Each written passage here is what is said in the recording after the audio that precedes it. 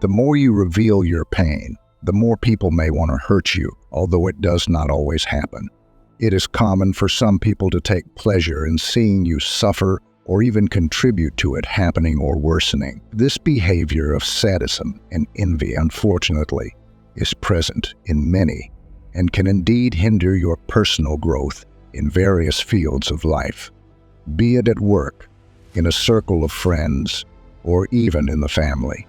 Therefore, learning not to show your weak point can end up becoming your strong point. Leaf may fall as a tree in the midst of a storm. The leaves may flutter, and the branches may sway, but the trunk remains solid, deeply rooted in the earth. This is the portrait of silent resilience that we are going to teach here. We will talk about how you can be even stronger if you show that you are not easily affected by external or internal issues, where each challenge teaches you to be like the tree by acting as if nothing bothers you. You are not denying this storm, but choosing not to let the rain soak you and the wind knock you down. You will be learning to be the master of your own fate, firm, strong, and serene in a sea of chaos. In this video, we will talk about 18 Stoic principles of Epictetus, a great and renowned philosopher you have probably already heard of. In addition, I invite you to self-knowledge, where strength does not come from the noise of thunder, but from the silence of the light that illuminates the path. Therefore, in the next few minutes, focus on the content and not on daily distractions. Principle 1. Listen twice as much as you speak. Have you ever thought about why nature gave us 2 ears, but only 1 mouth? According to Epictetus, there is no error or coincidence in this, but rather a clear purpose behind this reality.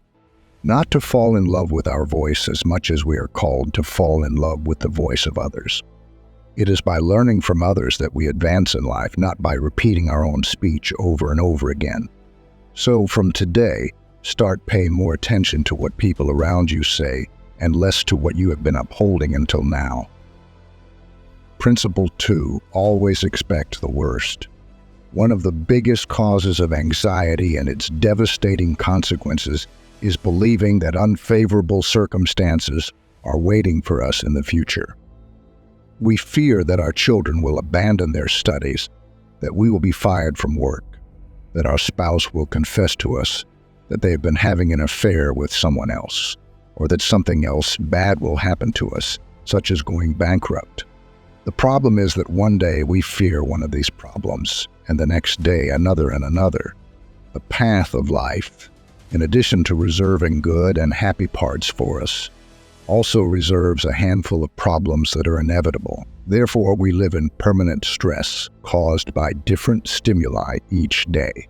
This is where Epictetus comes into the picture, as his proposal is as drastic as it is effective. Think that all these things you fear so much have already happened, so what could be worse? In this way, your spirit will develop coping strategies to move forward with your head held high. Principle 3. Prepare to fail because it is the only way to progress. We do the impossible so that we are not considered fools, but Epictetus has another view on this. According to his philosophy, one of the best things that can happen to you is to be considered such, as this is the way for you to really improve professionally and personally as well. The Stoic philosopher reminds us that overcoming is not the product of a spontaneous reaction, but rather the result of a long path of trial and error, for it is through error that we can polish what distances us from excellence. Principle 4. Be aware of the dangers of fortune. This wealth that we desire brings with it a stigma from which few people can free themselves. It's not just about the people who will emerge from nowhere to benefit from our fortune by pretending a friendship they don't feel for us. Money has the ability to transform people, and not necessarily for the better. Once we are possessors of this highly coveted resource, we come to have something that, until then, we did not know we had. And it is from that moment that our spirit may begin to poison itself in the face of the loss of moral values. Principle 5. Do not cling to a single hope. Fortunately, we are beings inclined to practice diversity. That is, there is no reason to put all our hopes in a single dream, since this could be devastating if we fail in it. Therefore, Epictetus encourages us to pursue many dreams, as this will exponentially increase our chances of success.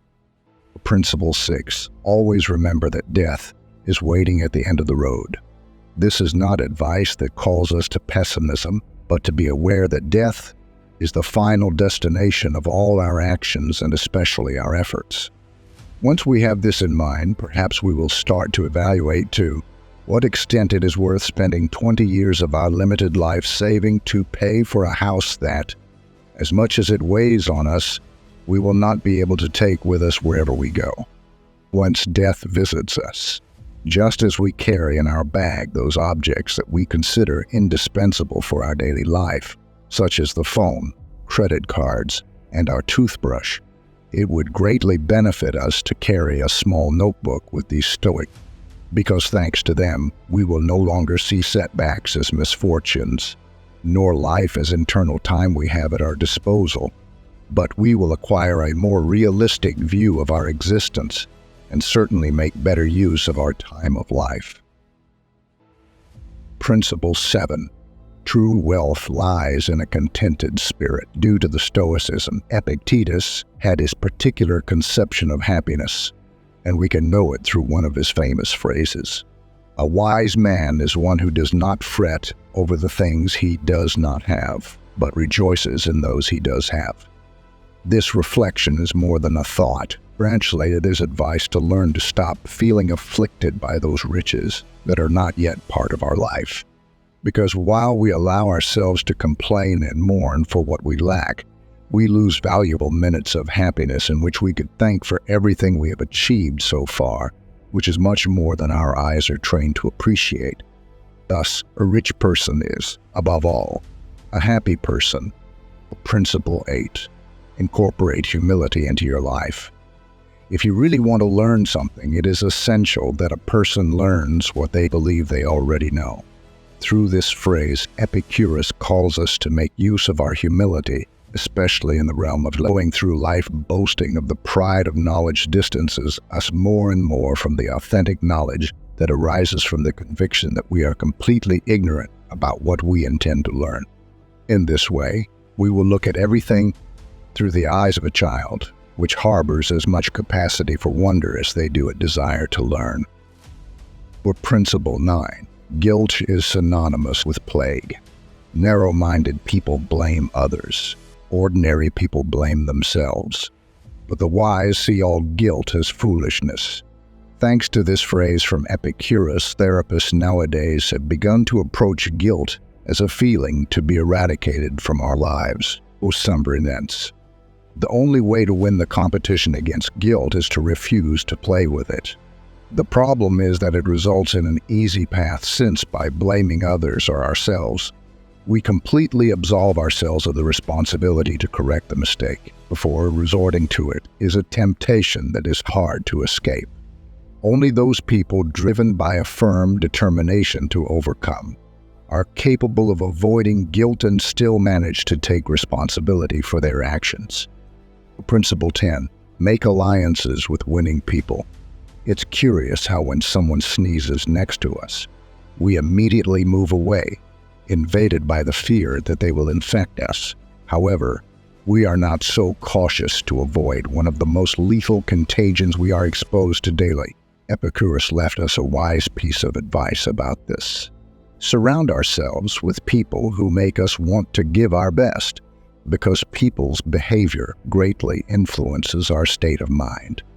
There are people who drain our energy and ruin our day, while others leave us full of joy and vigor. Therefore, one of the smartest decisions we can make is to ally ourselves with those who bring good vibes into our lives, while we say goodbye to those who have the ability to make us regret being born.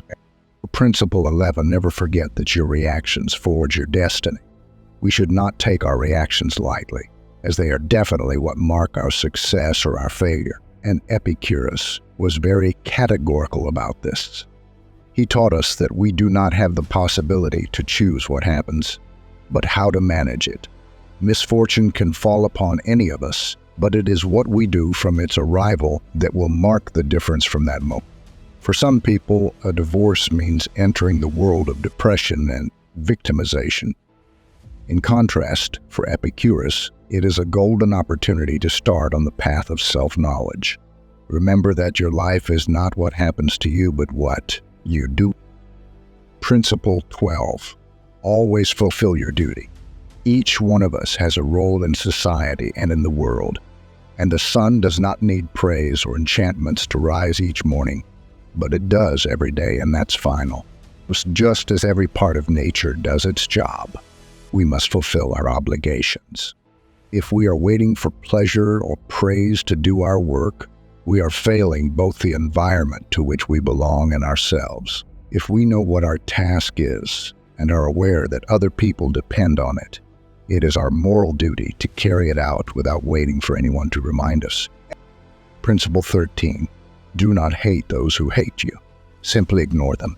You are much bigger and completely superior to the one who criticizes, despises, and discriminates against you. Therefore, do not waste your precious time hating that person, as they do not even deserve to be present in your thoughts. We are encouraged not to fear people who harm us, as that noise represents a regrettable attempt to damage you, so ignore it and become immune to it. Principle 14. Bet on simplicity. Why live in frugality if nowadays we have the possibility to surround ourselves with all kinds of luxuries?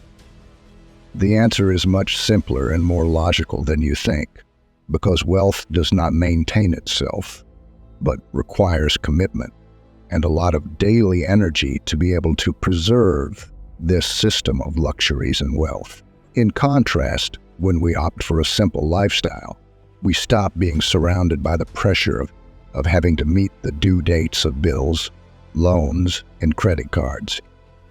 Principle 15. When you allow the comments and attitudes of others to bother you, you are handing over control of your life. Any person capable of making you angry becomes your master. However, that person can only make you angry when you allow yourself to be disturbed by them. Epictetus makes us understand that there are many keys within us, and some lead us to happiness while others lead us directly to emotional ruin.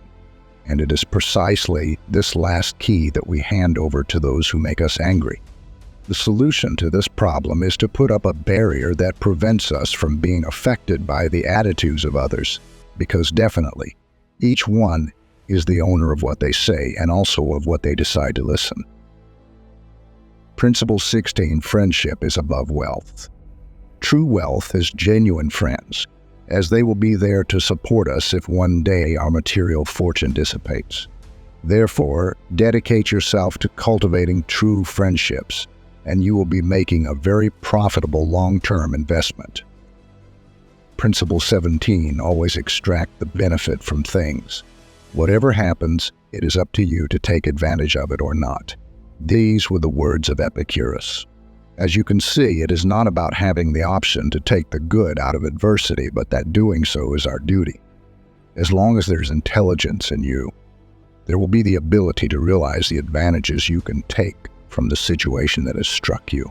Imagine that one day you arrive at work to find out you will be fired. Instead of despairing and accusing the universe of being against you, you have the option of venturing into that enterprise you dreamt of while fulfilling your work schedule alongside people you dislike. Therefore, always try to look for the positive in a situation, as this movement added up throughout your life will certainly take you further than just lamenting. Principle 18. Stop worrying about what is out of your control. You are the owner of your opinion, but not your reputation. You have the desire and the zeal for the search, but you cannot control the amount of goods you have or success.